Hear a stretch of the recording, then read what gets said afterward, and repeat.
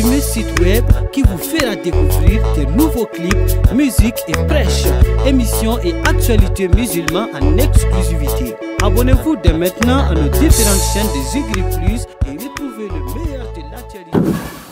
أعوذ بالله من الشيطان الرجيم بسم الله الرحمن الرحيم اللهم صل على سيدنا محمد الفاتح لما أغلق والقاتم لما سبق ناصر الحق بالحق والهادي إلى صراطك المستقيم وعلى آله حق قدره ومقدار العظيم الحمد لله أمبادو أمبي أوفو ملكنا أني ملكوكا ني أندونغاني أنغا إميسون كنو نوي سيكو أني دونغو علي ولاندا دي علي كني أمبي أنكانو بغوفو أمبا أنكوراجي بغوفو Kaira bela jirelina toujours ambe émission sigi mun kama ka doni yira mɔgɔ la mɔgɔ min mɔgɔ b'a la ani ka sira yira mɔgɔ la mɔgɔ min b'a fɛ ka a ta sira faamu ni adamaden lakununa Opma oba yira ko e kanga ki ta fan dɔn e kanga ka mun kɛ i man ka mun kɛ toujours an bɛ farafinw lakunu ka na yɛrɛya ma n bɛ segin a kan mɔgɔ si tɛ diɲɛ kɔnɔ min bi siya wɛrɛ ka fɛn valoriser ka tɛmɛ a yɛrɛ ta kan ka sɔrɔ a tigi b'a yɛrɛ kalama o tɛ kɛ fiyewu sani ka taa fara tubabuw kan k'olu ka fɛnw valeur yira sani ka fara arabuw kan k'olu ka fɛnw valeur yira fara i farafinɲɔgɔnw kan a k'aw taw valeur yira n'o fɛnw ye valeur sɔrɔ o ye e yɛrɛ de bilalen valeur la mais n'o fɛnw bɔra da la k'olu ma valoriser o togo kelen don e yɛrɛ bɛ bila o minɛn kelen de kɔnɔ o la an sinsinbere anw se ye min ye yɛrɛya développeli a n'a kanuni o donni na dusukun na o y'an ka kungo kɔnɔ yiri minnu bi jɔlen yala ala y'o da ten gansan wa dantanfɛn minnu bɛ yen ala y'o da ten gansan wa ala y'a tɔgɔ minnu da an ma ala y'o da an ma gansan wa turabu dɔnniya minnu jiginna yala ala y'olu jigin gansan wa o n'a ɲɔgɔnna minnu bɛ farafinya dɔɔninw na ka se ka o magoɲɛyɔrɔw k'olu yira hadamadenw na a n'a dilannikɛyɔrɔw k'olu yira hadamadenw na ani farati bi yɔrɔ minnu na n'i tɛmɛn'o siraw fɛ i bɛna min sɔrɔ k'olu fana danger k'o yira i la pour que k'i t'a cogo dɔn diɲɛ kɔnɔ ka dun dɛ diɲɛlatigɛ a kɔnɔ ka dun ala ye diɲɛ sigi piyeba damadɔ kan bi a fɔlɔ ni Allahu Taala ye ni kɛnɛya d'i ma i ka kɛnɛ foyi t'i la o ye kelen ka diɲɛ kilancɛ sɔrɔ kɔrɔ diɲɛlatigɛ kilancɛ b'e bolo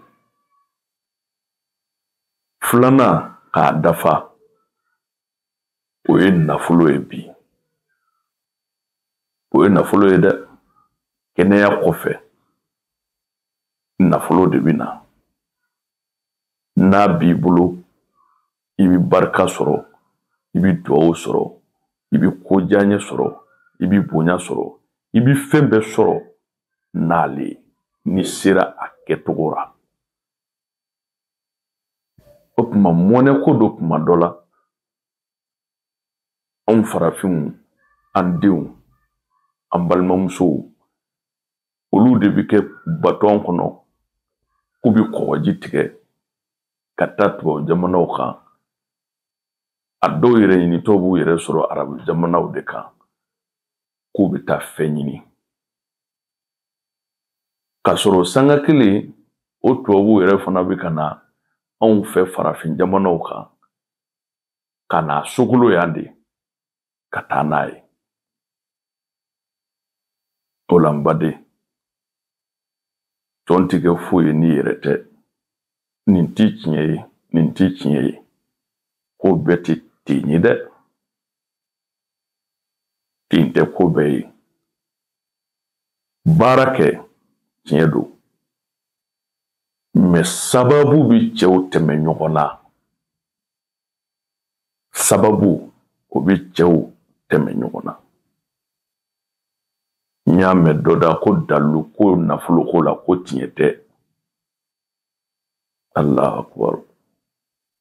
ni kuma in kabako kuma don dalu bi nafolo la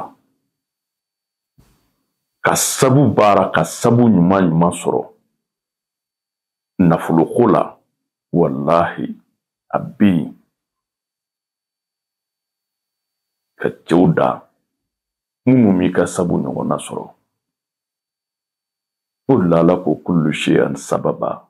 fattabi'u sababa Ala ko fɛn bɛɛ bila la sababu kɔnɔ a ma dɔw ma tilala k'a fɔ ko hadamadenw a ye tugu sababu la mɔgɔ fɛn sɛbɛ n'i bi k'a ɲini i bi mɛn sa n'i k'a sɛbɛ sɔrɔ dɛ i bi bin yɔrɔ dɔ la i bi talo yɔrɔ dɔ la i bi wuli yɔrɔ dɔ la o ye kosɛbɛ bɛɛ ɲɛɲinini